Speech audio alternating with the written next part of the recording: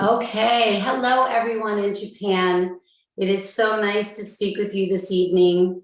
I've been working with Synchronicity for very many years, and I've been to Japan many, many times. And after the pandemic, it's so nice to be with you all again today. 日本 So の I'm sorry, go ahead. 日本の皆様、こんばんは。本日はご参加いただき、本当にありがとうございます。シンクロニシティジャパンとは、長年の付き合いとさせていただいておりますが、日本にもこれまでも何回か来日させていただいております。そしてコロナ以降、なかなか訪れることができなかったんですけども、このように皆様とお会いできて、本当に本日は嬉しく思っております。And I'd like to talk with you just a little bit about what this class is going to be about. This is an introduction to developing your psychic abilities and also in preparation to use them for mental mediumship development. で今晩ですね、クラスの内容について少しお話ししたいと思います。5月から開催されます直感開発クラスということになりますが、このクラス自体は、サイキック能力、そして、メンタルミディアムシップと呼ばれる能力ですね。こちらを開発するためのクラスになります。And we are all born with some psychic abilities. Every one of us is born. It's part of our intuitive internal guidance system. And it helps us stay connected to our higher self, the soul part of ourself that lives beyond this physical body and beyond this physical lifetime. 我々は誰しもサイキック能力を持って生まれてきております。これはいわば直感能力として私たちに備わっているもので、内なる私たちを導いてくれるものになります。そしてこれがあることによってハイヤーセルフとつながることができ、これはいわば私たちの魂の部分になりますが、これ自体は私たちの身体的な部分を超えて、そして今世を超えての存在ということになります。As we are born and we grow from children into adults, many people lose a strong connection with their soul self and their intuitive self. 私たちは生まれてから幼少時代を経て大人になっていきますが、その過程の中でこういった能力がどうしても失われてしまったり、あるいは失ってはないんですけども、魂の部分、直感的な部分とのつながりが薄くなってしまうということが多々あります。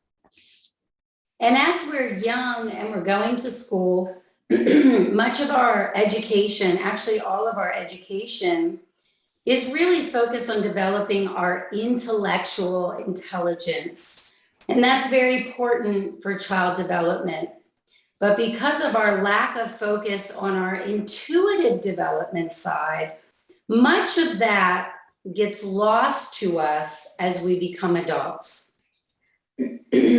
幼少の頃から学校に行き、そして教育を受けるということを誰しも行っておりますが、学校教育というのはどうしても知的な私たちの知性を育むためのものとして、制度が確立されているため、これは子どもが育っていく中で直感的な部分の開発というのがあまりされずに、それが欠如したまま大人になるとそれが失われてしまうといったような状況が起きます。And as I teach you techniques to develop your psychic abilities, so that you can remember the intuitive abilities you were born with and forgot. このクラスでは皆様にサイキック能力の開発という面においてそのテクニックをお伝えしていきます。で、その中で皆様が生まれ持っている直感的な能力、育っていく中で失って忘れてしまった能力を思い出すということになります。Some of you may have no real understanding or awareness of your psychic abilities, and that's okay.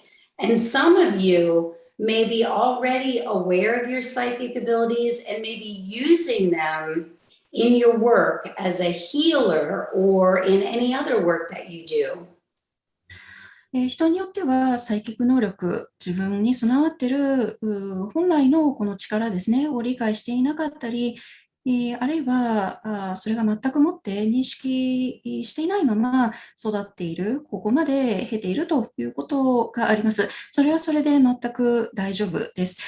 あるいはその一方で自分のサイキック能力を認識して、でそれをヒーラーとしての仕事に使っている、もしくはその他のお仕事や職業に力を活用されている方もいらっしゃると思います。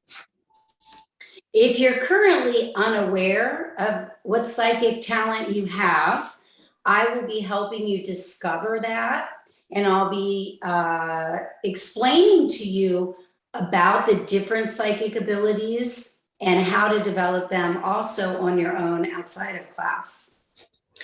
ですので、ご自身にどのようなサイキック能力があるのか、それを発見していくお手伝いをしていきたいというふうに思います。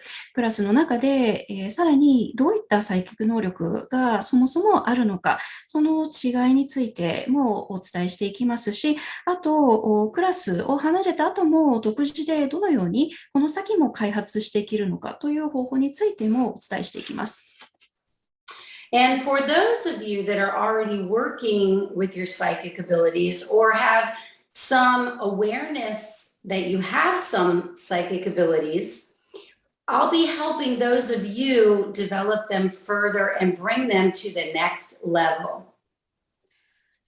あるいは、もうすでにご自身のサイキック能力を自覚されていて、それをお仕事に使っている方、そもそも自分にはこういった能力があるというふうに認識されている方、同じようにこのクラスの中ではさらに皆様のその能力を開発していくお手伝いをしていきますし、次のレベルへと皆様にその力を高められるようにしていきます。And I know some of you have an interest in being able to communicate with your spiritual guides, with loved ones that you have that have passed over. And I want to talk about the two different types of mediumship. あるいは、ご自身のスピリットガイドとつながって、コミュニケーションがしたい。あるいは、自分の愛する人で、すでに亡くなっている方とお話がしたい。といった方もいらっしゃるというふうに思います。そこで、ミディアムにおける2つの種類について少しお話ししたいと思います。And there are two types. There is physical mediumship and there is a mental medium. And in Japan, a lot of the old world psychic mediums where they practiced physical mediumship. その2種類というのは、フィジカルミディアムシップおよびメンタルミディアムシップになります。でこれは日本においては、昔ながらのサイキック能力を持っているミディアムの方たちというのは、いわゆるフィジカルミディアムシップというのを使ってらしたということになります。In the case of a physical medium, if you've ever been to one, they will typically close their eyes. They will go into a trance state. Sometimes they'll keep their eyes closed. Sometimes they will open their eyes and they will be channeling a completely different being. Sometimes they are human and sometimes they are otherworldly beings. But they allow that being to come inside of their physical body and literally speak through their mouth. フィジカルミディアムシップというのは皆様も目にされたことがあるかもしれません。大抵はですね、そのミディアムの方が目を閉じている方もいらっしゃれば、開けている方もいるというふうに思いますけども、要するに、自身がチャンネルとして、自分の体に他の自分ではない人間、もしくは、この世のものではない、この人間界のものではない、存在を自分に下ろす。そしてその存在の言葉を自分の、口から発するというのが、フィジカルミディアムシップ、そしてその行いをする霊媒師になります。A mental medium is a little different. I'm a mental medium.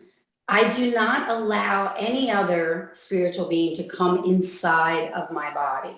The only one inside of my body is myself. 私はそのもう一つのメンタルミディアムの種類になります。メンタルミディアムの場合は、その中のスピリチュアルな存在が自分の中に降りるということはありません。常に自分の中にいる存在は自分の身になります。Instead of allowing another being to come into my body, what I do is I have developed my psychic abilities to a high level that I can communicate with the astral and spiritual realms. And through them speaking to me, I deliver their messages in the same way the interpreter is delivering to you now my message in a way that you can understand. 他の存在を自分の中に下ろすのではなくて、自分のサイキック能力を非常に高いレベルまで開発していっていることによって、アストラル界もしくはスピリチュアル界からですね、私を通して、今皆様の耳には通訳を介して英語から日本語に訳してますけども、同じように自分には下ろさずに、そことつながってることによって、そのメッセージを解釈してお伝えするという力になります。A mental medium is able to communicate to multiple spirits in a session. It is far less draining and exhausting than physical mediumship, and it's much safer for the medium. And this is a technique that anyone can learn with just a little bit of practice, time, and patience. メンタルミディアムは、一つのセッションの中で複数のスピリットとコミュニケーションすることができます。このやり方の方がフィジカルミディアムシップよりも、負担が少なく、そしてより安全な方法でもありますので、このテクニックは誰にでも身につけることができます。ただ練習とあと少しばかりの辛抱が必要になってきます。I would like to open up, and if you have any just general questions about the class or about psychic abilities, you can type those into the chat, and the interpreter will share those with me. And I would like to share with you also that we in our class will be doing a lot of exercises with one another to actually develop your psychic abilities with each other.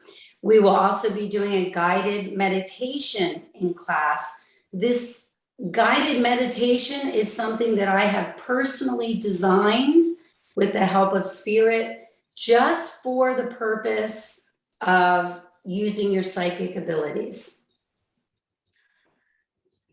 ここでですね、全体的にもしご質問がありましたら、クラスについてでも、あるいはサイキック能力全般についてでも結構ですので、Q&A の機能を使ってですね、そちらにご記入いただければというふうに思います。通訳の方から日本語から英語に訳します。また、クラスの中ではかなりたくさんのエクササイズを全員でやっていきます。お互い練習することによってご自身の能力を開発していくということもそうですし、あとクラスの中では誘導瞑想もやっていきます。この誘導瞑想というのは、私自身がスピリットの力を借りて、生徒のサイキック能力を開発するという目的を持って、私が自ら、作ったものになります。And I'll be doing a brief demonstration today with you.Taking you through a very short sample of the meditation, and I'll be delivering 2 readings for you to observe for the people that won the reading in the raffle today. また、今日の残りの時間ですね、Q&A の後にデモンストレーションを予定しております。誘導瞑想のサンプルとして皆様に誘導瞑想をしていきますし、あとデモンストレーションとして、皆様ですね、たくさんの方に応募していただきました、抽選で選ばれた方々のミニリーディングを行っていきます。In each 2-hour class that we do together, I'll be giving you some instruction and some lecture time, and we'll have a whole hour of doing exercises for psychic development with one another. クラスは2時間ということになりますけども、その2時間の中では私の方からインストラクションおよび講座の時間、また1時間はまるまるエクササイズの時間として取っておりますので、お互いとともにサイキック能力を開発するためのエクササイズをともにやっていきます。Emily, do we have a question in the chat? はい、Yes. あります。はい。では、日本語の方、僕の方から読ませていただきますね。お願いいたします。はい。一番最初の質問です。ミディアムシップとチャネリングの違いはありますか？ The first question is, what is the difference between mediumship and channeling? Oh, that's a great question. Channeling is a word that is used in a very broad way. とてもいいご質問ですね。ありがとうございます。まず、チャネリングという言葉はかなり幅広い意味を持っている言葉になります。In some ways, channeling and medium, those words refer to different aspects of the same process. ある意味、チャネリングとミディアム、チャネルとミディアムというのは同じプロセスの異なる側面というふうに表現することもできます。So, for me, when I hear the word channel, that means to me somebody that is bringing through themselves some supernatural energy. That could be healing energy.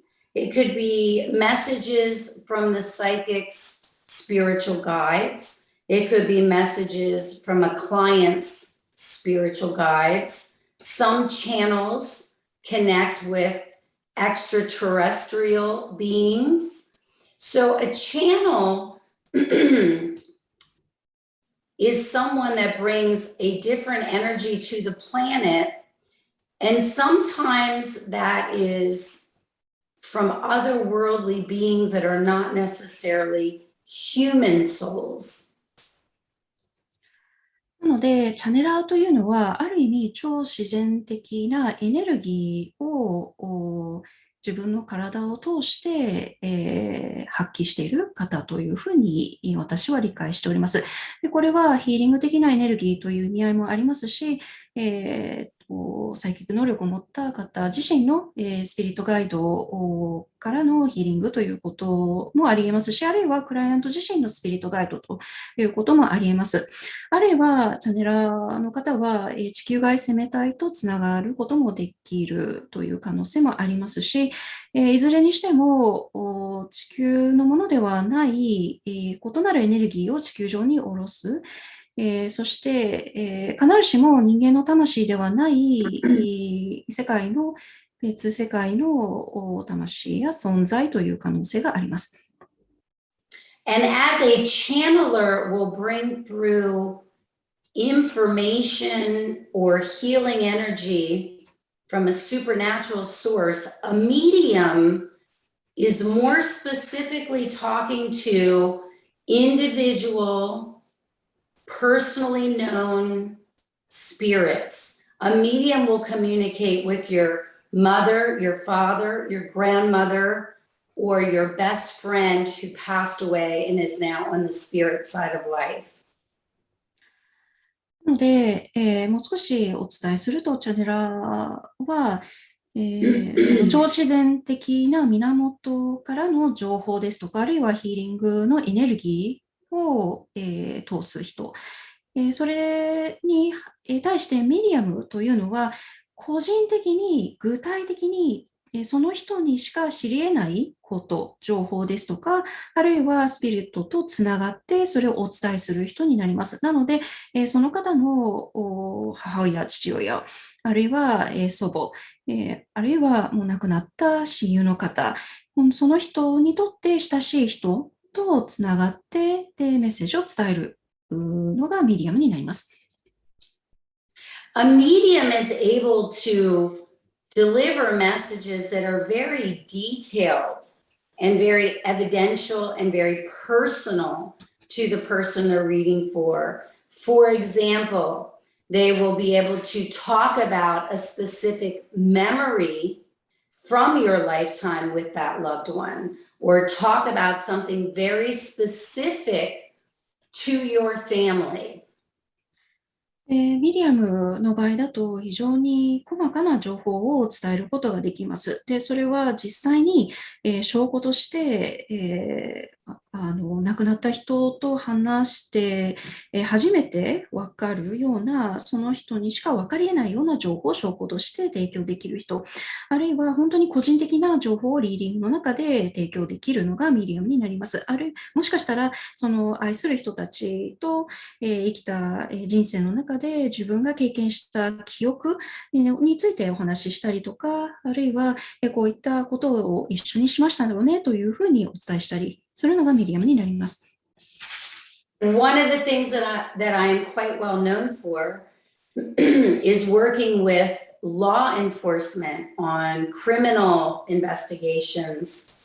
And in those particular instances, I have to have very specific, very detailed information about an event or a crime. And that is an example of how a medium is a little bit different than a channeler. We come through with very detailed, very personal information.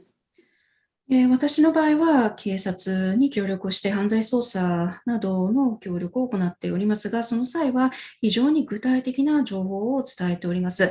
その事件ですとか、あるいはその犯罪そのものにまつわる情報としてお伝えしております。そういったことにおいて、やはりチャネラーとミディアムというのは違いがありますし、本当に具体的でその人にしかわからないような情報をその相手に伝えていくというのがミディアムになります。I believe we have time for one more question. Do we have another question? 皆さん、多くのご質問いただいているんですけども、あともう一つくらいですね、お答えしたいと思います。はい。では、たくさん質問の方ありがとうございます。最後に一つだけ、お願いします。メンタルミディアムシップの力を身につけていく中で、例えばどのような消耗がありますか？ So we have a lot of questions coming in, but just one more for the sake of this time.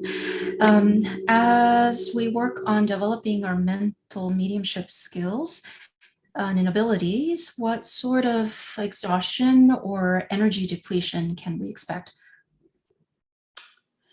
So it is energetically draining to do this work. And it is something that as a medium, you have to balance all the time.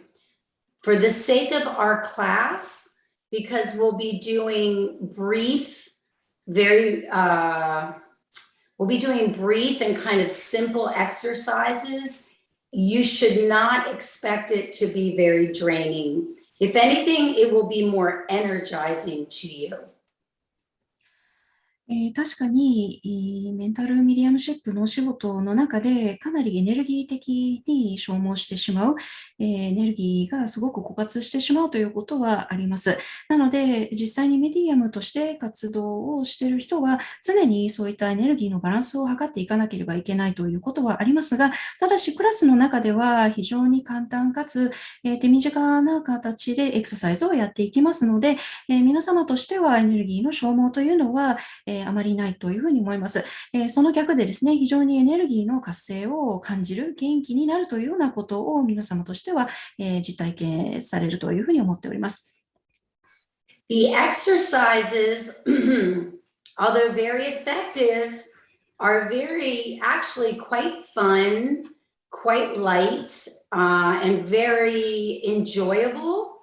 And the meditation is designed to connect you with the energy that I hold in the space. And that's a very energizing and uplifting. So I do not expect that it will be draining. I think it will, if anything, give you energy and make you feel really excited after the class. エクササイズはどれも効果的ではもちろんあるんですけども、非常に楽しく、そして軽快に、楽しんでやっていただけるものばかりになります。そして、誘導瞑想に関しても、私自身がクラスの中で皆さんのためにこういうエネルギーを感じてほしいという、その意図を持ってやっていきますので、本当に皆様に元気になっていただける、そしてその高揚感を感じられるというふうに思いますし、消耗することはないというふうには思いますので、皆様に楽しんでやっていきたいというふうに思っています。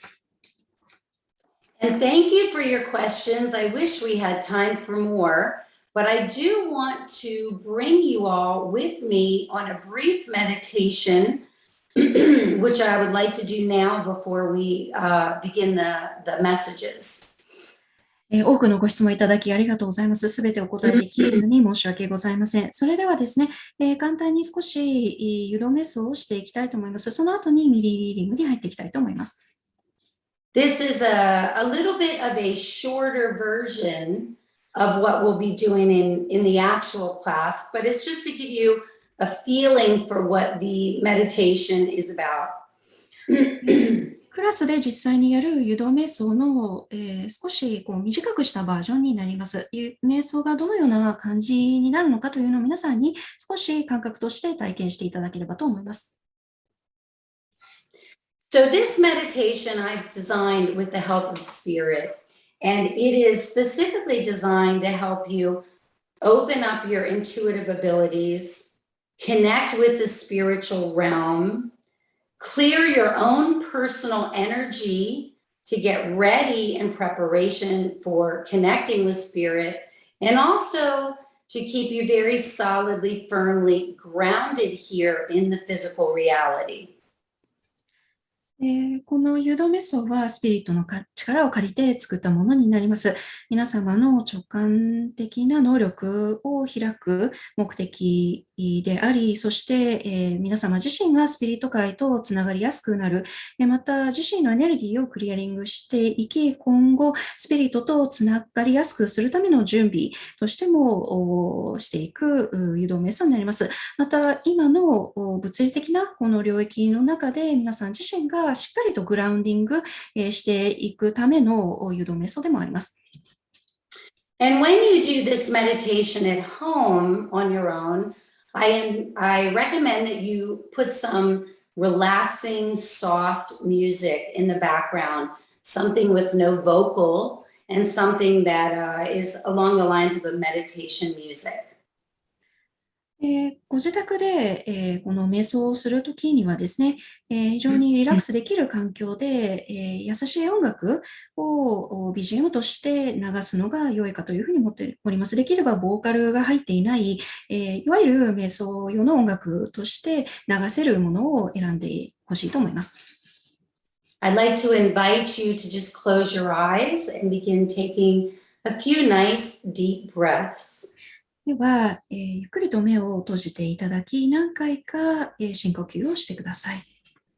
And just breathe in through your nose and exhaling through your mouth. 鼻から息を吸って、口から息を吐いていってください。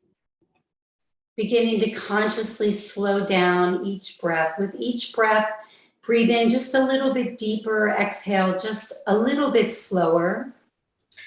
息をするたびに少しゆっくりめに速度を落としていってください。呼吸をするごとにもう少し深く、そしてもう少しゆっくりと息を吐いていってください。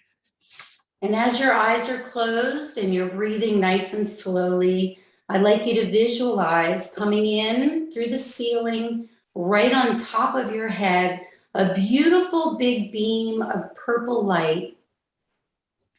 目を閉じて、そしてゆっくりと呼吸をしていっている今のこの時間の中で、次のことを想像してください。天井から、美しく、紫の光が、皆さんの頭の上に降り注いでいる想像になります。And as you take your next deep breath, visualize the crown chakra on the top of your head opening up. 次に息をするときに頭の上にあるクラウンチャクラが開いていくのを想像してください。And as you take another breath, you pull that purple light straight down into the body. 次に息をするときに頭の上に降り注いでいるこの紫の光をそのまままっすぐと体の中に引き入れてください。And with every consecutive breath, pulling the energy deeper into your body. そして息を続けていくと同時に一呼吸ずつどんどん体の奥の方へと光を引き入れてください。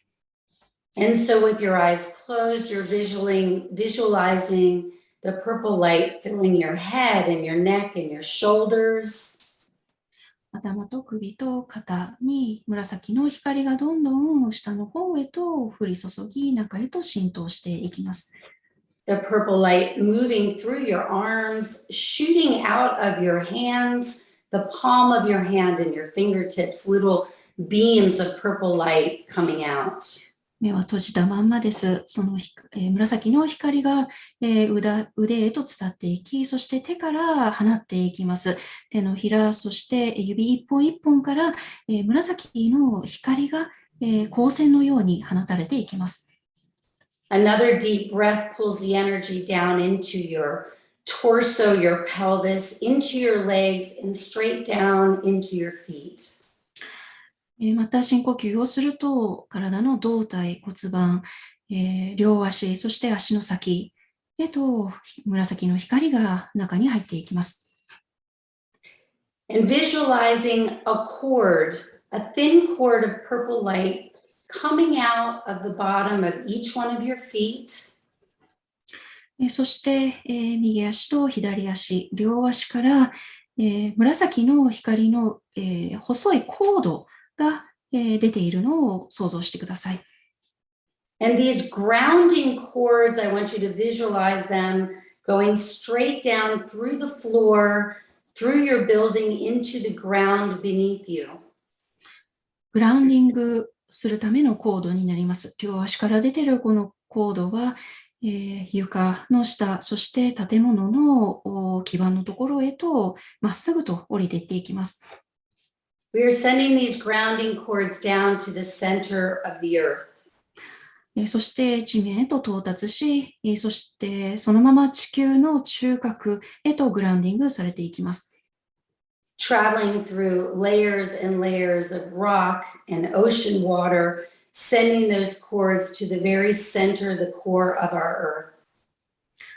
何層にもわたり、岩や、海、そしてそれすらも透き通っていき、地球の中心へと到達するコードです。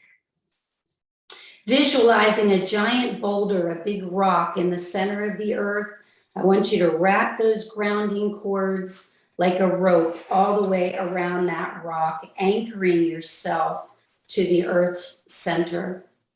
地球の中心には大きな岩があります。その周りをそのコードがロープのように巻きつくような想像で、巻きつかせていってください。そうすると、自分が地球の中心とアンカリングされていくような想像になります。Leaving the cords wrapped around the rock, bringing them straight back up the same way they went down so that they enter into the base of your spine at your root chakra. そのコードは岩の周りに巻きついたまま、道順は同じです。同じ道順を通って、今度は上へとまっすぐ、登っていってください。そのまま、ご自身のルートチャクラである背骨の基底部のところへと向かっていってください。And those cords come straight up your spine, traveling up the spine, back to the crown chakra, and connecting at the top of your head. 同じコードが背骨、そしてその上へとどんどん伝わっていき、クラウンチャクラ、自分の頭の上へとつながっていきます。We are now connected to the spiritual realm, but grounded in our third dimension. 3次元の世界とグラウンディングされたまんま、皆さんはスピリット界とつながっています。With your next breath, take a deep breath, fill your lungs with purple energy, and as you exhale through your mouth, blowing that purple light out into the space around you. 次に息をするときに、紫のエネルギーを肺いっぱいに吸い込んで、そして、息を吐くときに、そのまま自分の周りにある空間にその光を放つように吹きかけていってください。And just as you would inflate or breathe into a balloon, that exhale fills a beautiful big bubble of purple light all around you and the space that you're working in today. 想像はまるで、風船を膨らますような感覚になります。そのまま自分が今、今日参加しているこの空間、いっぱいに光が、満たされるように、バブルを作るような形で、息を吐いていってください。You may see some other colors besides purple. That's okay. We all connect with different energies. So whatever color is coming into your space, just allow it to fill the bubble around you.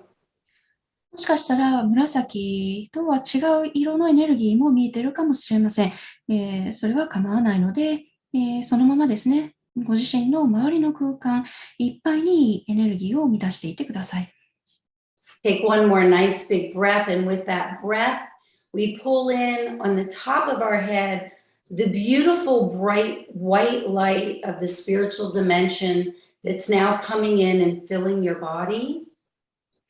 もう一度深呼吸をして、そうすると頭のてっぺん、ここはスピリット界とつながっているところになりますが、そこは美しい白色の白色光になります。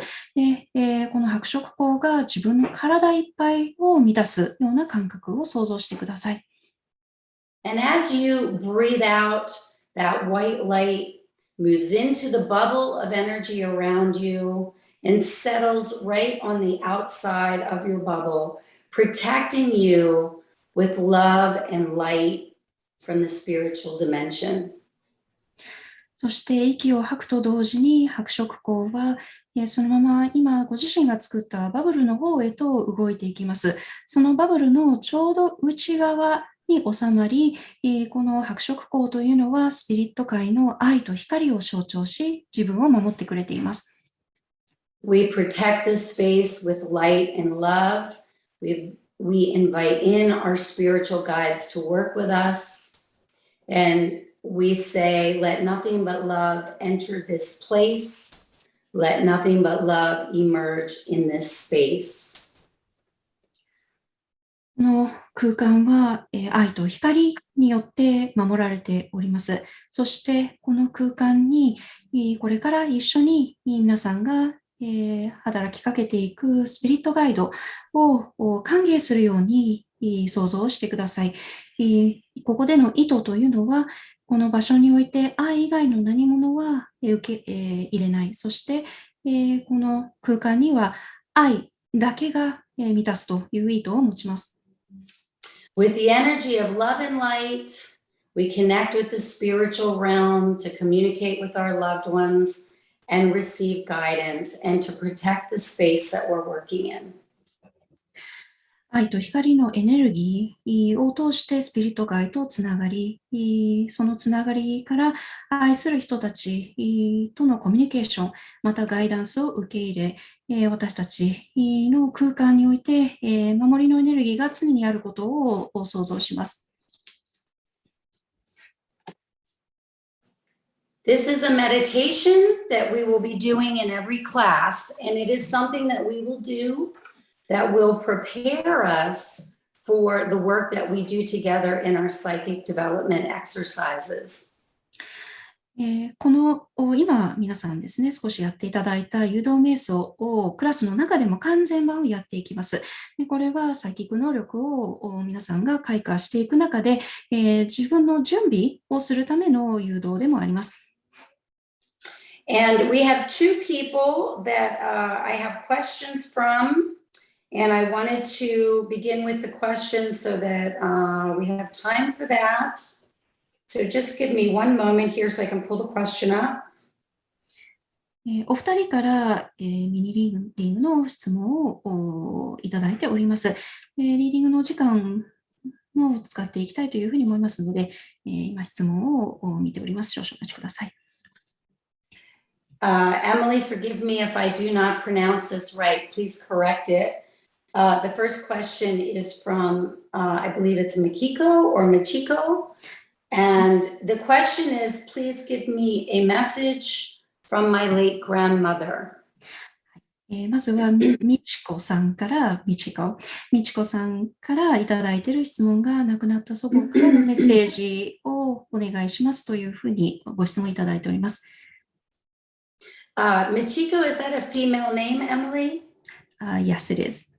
Okay, yes, because I thought I had a female here. Okay.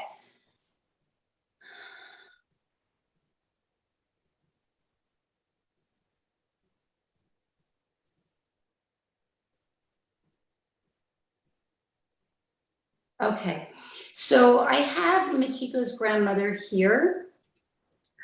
今、みちこさんのおばあ様が来ています。The grandmother I have here is connecting with your father. It is your father's mother, but I do also have the mother's grandmother. The message is coming from the father's grandmother. I'm sorry, father's mother. I'm sorry. 父方のおばあ様、そして母方のおばあ様、実はお二人ともいらっしゃっているんですけども、メッセージ自体は父方のお父様のお母様、お父様側のおばあ様のメッセージになります。The very first thing that she is showing me is a necklace. 一番最初にネックレスを見せられています。She's telling me that you have her necklace and that necklace is something that was given to her by her own mother, or I'm sorry. Yes, I'm sorry, that's correct. It was given to her from her own mother. このネックレスはみちこさん自身が持ってらっしゃる。そしてこれはお母様から譲り受けたものだというふうに今メッセージを受けています。And she's saying that before she passed away, or right at the time she passed away, the necklace was given to your mom, but then after her death, your mother gave this necklace to you. もともとはおばあ様のお母様から譲り受けたもの、そして、おばあ様が亡くなる直前に、みちこさんのお母様に渡され、そして、亡くなった後にみちこさんに渡されたというふうに聞いております。It appears to me is I believe it's a metal chain. I think it may be gold or brass colored. 貴金属のチェーンに見えるんですけども、金もしくは、真鍮のものだというふうに見えております。It has an antique style and it doesn't look particularly like a Japanese antique. It looks a little bit maybe Victorian, and I think that it has Victorian meaning like European, and it has, I believe, a heart. It looks like a heart or a little round charm. アンティーク風のネックレスというふうに見えております。あまり日本っぽくないというか、ヨーロッパ調、ビクトリア調の、ものだというふうに見えてるんですけども、で、ハート型もしくは、ちょっと丸っぽいようなチャームがついているというふうに見えます。And I believe it might be a locket in that it opens and you can put pictures or a lock of hair or something inside. 中に写真もしくは髪の毛を収められるようなロケット型のネックレスだというふうに思います。Since I can't speak with you directly, I would like to say that if you do not have this necklace at this time, the message is to ask your mother about it, because I believe that she wants your mother to give it to you. If you haven't already received it, I think you may already have it. この場ではちょっと直接お話しできないんですけども、もし今、みちこさんのお手元にネックレスがなかったとしたら、お母様に、聞いていただきたいというふうに思います。おばあ様はお母様を通して渡したいというふうに願っていますので、おそらくもうすでにお持ちだというふうに思うんですけども、まだの場合は聞いてください。And she has a message about a little boy that is in your family. And I'm not sure if this is your son or your grandson. He's quite young. He looks like he's about maybe 4 to 6 years old at this time. あともう一つメッセージとして、ご家族にいる小さな男の子のことを言われています。息子さんなのか、孫息子なのかはちょっとわからないんですけども、4歳から6歳ぐらいの男の子に見えます。This is either your child or grandchild, or it might be your sibling's child, which would be, we would say your nephew. ご自身のお子さん、もしくは、孫さん、あるいはご兄弟の、お子さんかなというふうにも思うんですけども、そうすると、甥っ子なりというふうには思います。The family, the mother, is concerned about this young boy, and I think he's having a little bit of trouble with school. He's just beginning school, but he seems to be having a little bit of trouble with learning some basic things they're teaching him. 家族、お母様が特にこの、小さな男の子のことを心配されているというのが見えます。学校に通い始めたばっかりだというふうに思うんですけども、ちょっとそこで馴染めなかったりとか、その学校での学びがうまくいってないというのが見えます。I'm hearing to have him tested for maybe a mild learning disability, perhaps dyslexia. もしかしたら、ここは検査で失読症ですとか、軽度な障害をお持ちかもしれないということで、そのようなことが見えます。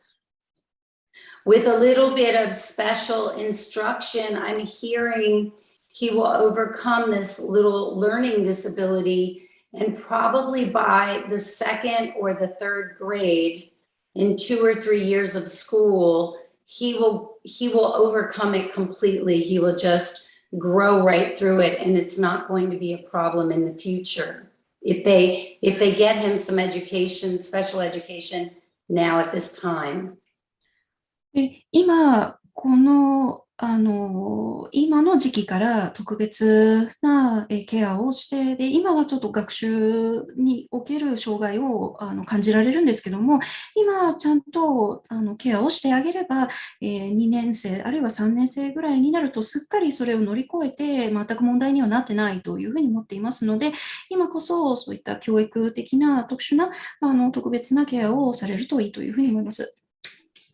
She's very proud of you. She's telling me that you have healing energy in your hands, which means you're an energy healer. You were born that way.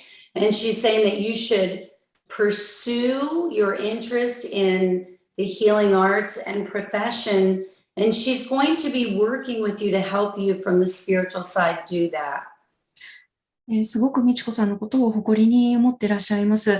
ヒーリングエネルギーをそもそも美智子さんは持っている。で、特にその手を使ってヒーリングをすることがすごく得意というふうにエネルギーヒーラーとして彼女は美智子さんのことを認めているので、今後ですね、ヒーリングのお仕事だったりとかを追求されていく中で、スピリット界から彼女が美智子さんのことをガイドするというふうに言っています。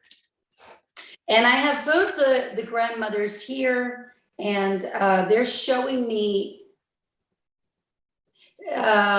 some beautiful paintings.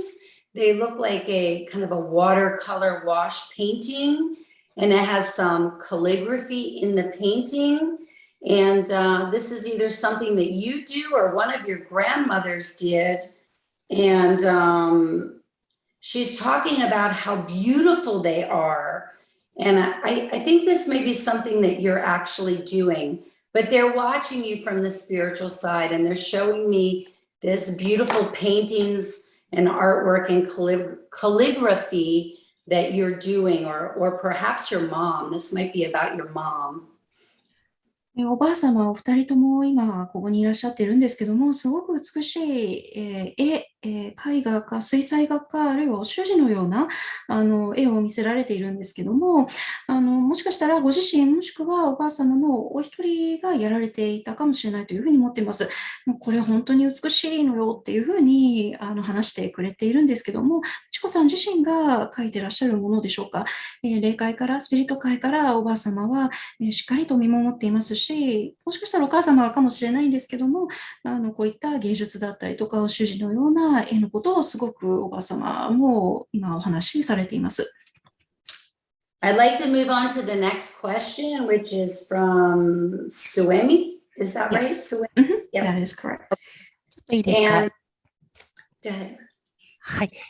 すいません。みちこさんだけちょっと画面を共有することができなかったので、せいみさんが映るように今からいたしますので、お待ちいただけますでしょうか。One moment, we weren't able to have Michiko turn her camera on, but we would like to have Suemi turn her camera on. One moment, please.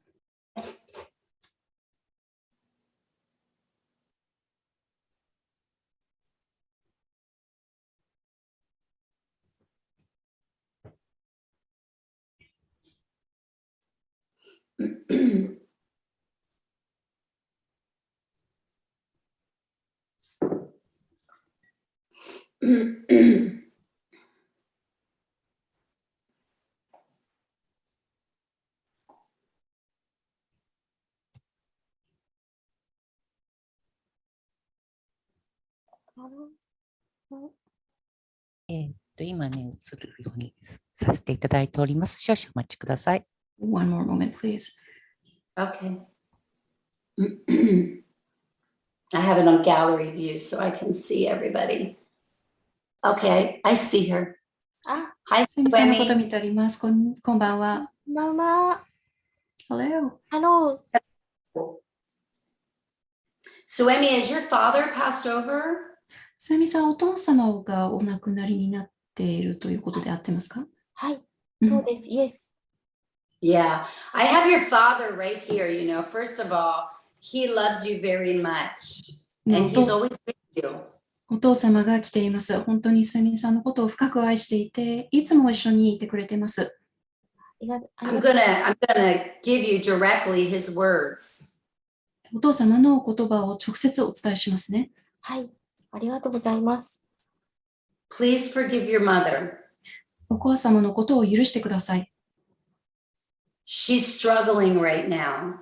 お母様は今苦労しています。Were your parents separated or divorced when your father passed away? お父様がお亡くなりになった時、離婚はされていたんでしょうか？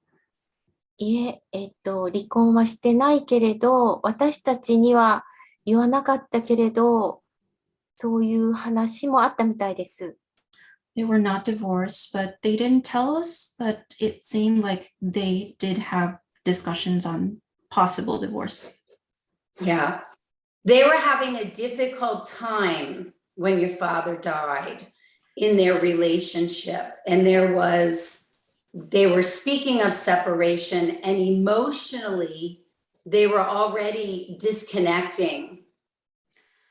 お父様がお亡くなりになる、あたりの頃は、その夫婦関係がすごく難しかったというふうに、今聞こえています。そして実際に離婚には至らなかったものの、気持ち的には、離れていたというふうに思います。Unfortunately, your father, it feels like he rather suddenly or unexpectedly passed away. And this happened before your mother and father resolved their relationship and healed it. お父様は突然お亡くなりになったというふうに今聞こえています。これは残念ながらお父様とお母様の間での関係修復なり何かしらのそこの解決をする前に、突然、思いもよらず亡くなってしまったと。This has been incredibly difficult for your mom to find peace with because it's like something was not finished with them. これが本当にお母様にとって心の安らぎ、解決する前に起きてしまったことなので、本当に心の痛みの原因になっているというふうに聞こえてきます。Your mom is suffering with depression. 今、お母様は、うつに悩まされています。She also has some anxiety, anxiety and kind of fear just about life because now she's suddenly finding herself alone. あと、すごく不安を抱えていて、この先の人生に恐れというか、孤独、一人になってしまったので、どうしたらいいかわからないという気持ちを抱えています。He's telling me that you and your mom are arguing quite a lot. お父様の言葉だと、すみさんとお母様がちょっと口喧嘩のような争いのような様子が見えてるよと。Kind of like, maybe not so much arguing, but like kind of every conversation is sort of like you're not agreeing. You and your mom are just sort of like, have like a little bit of conflict almost about everything you're talking about.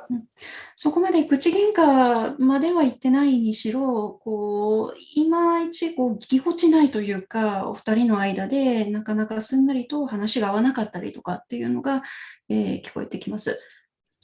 He says you're both feeling that frustration, you and your mom. でお父様曰く、すみさんもお母様もお二人ともその気持ちを感じていると。He says try to have compassion for her and what she's going through too.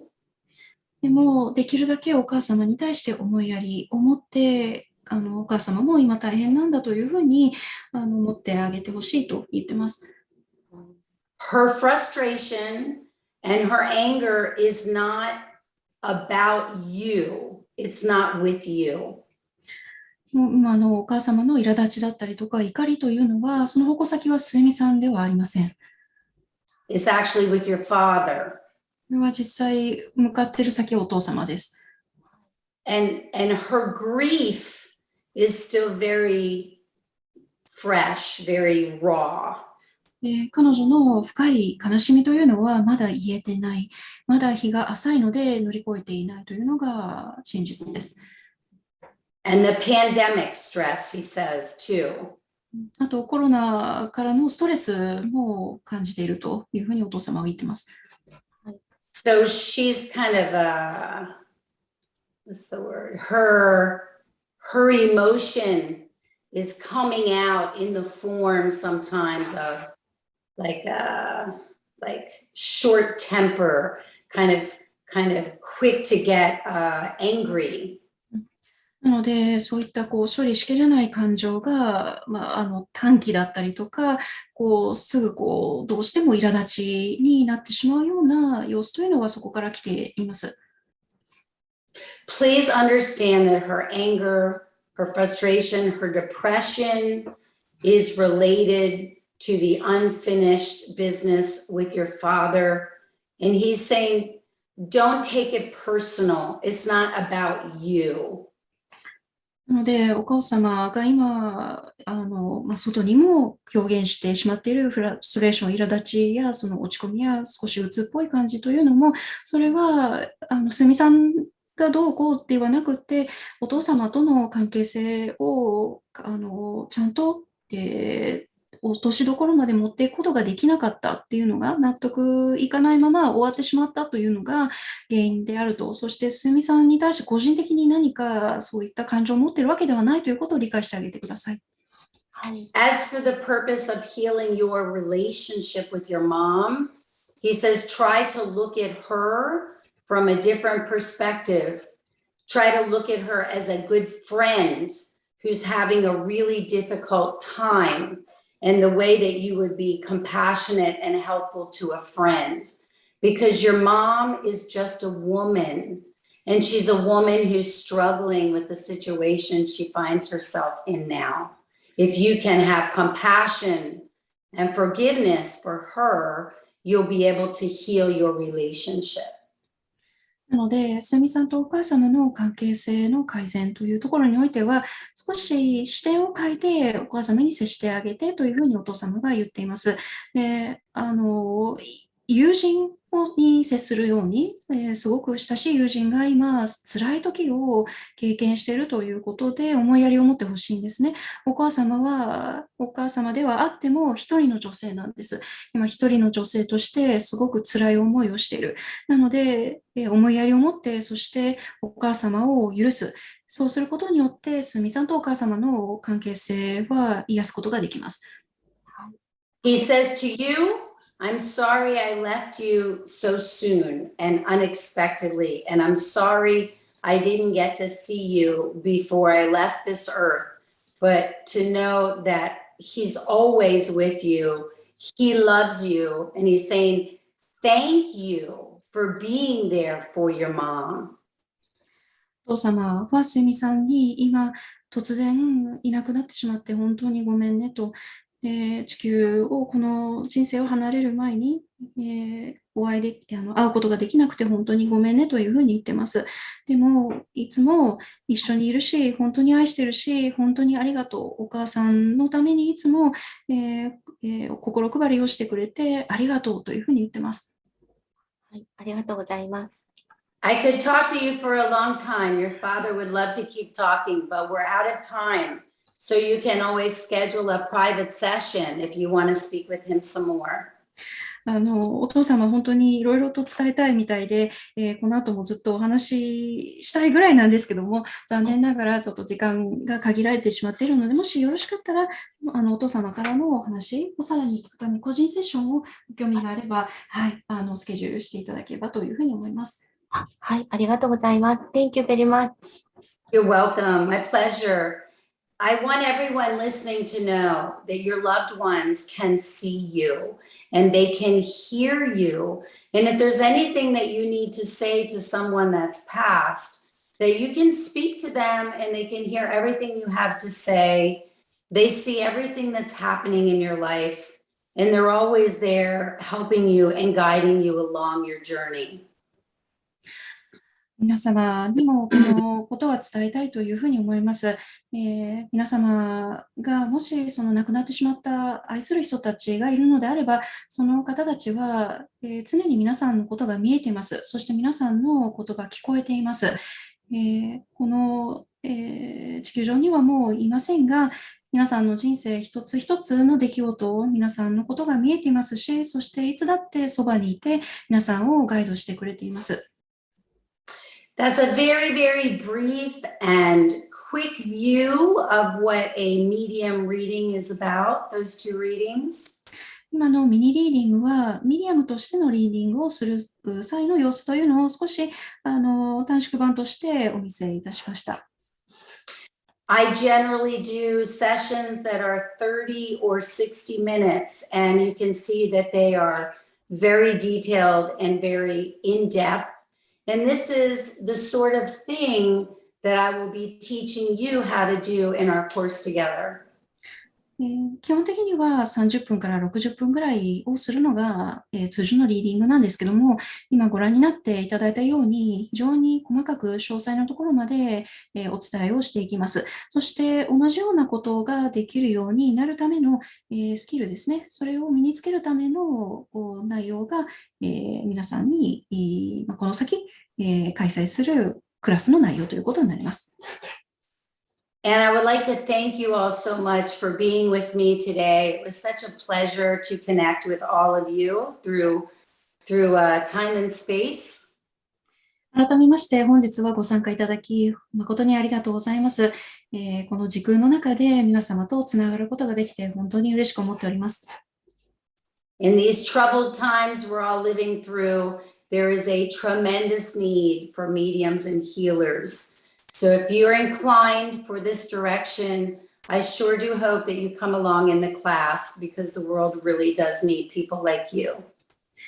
今は多くの困難がある時代に生きております。こんな時代だからこそ、ミディアムやヒーラーの力が非常に必要になってきます。ですので、皆さん自身もこういった力を使っていきたいというふうに思っている場合は、ぜひクラスにご参加いただきたいというふうに思っております。世界は今まさに皆様のような方たちを必要としています。And I do encourage you after we close the course or close this seminar to just sit for a moment quietly for a few minutes. And you may find after doing the meditation, you may get some messages of your own. この体験会の後もですね、数分間静かに過ごされていると、この誘導瞑想を特にした後になりますので、ご自身だけのメッセージがいくつか浮かんでくるということもあるかもしれません。And thank you. ありがとうございました。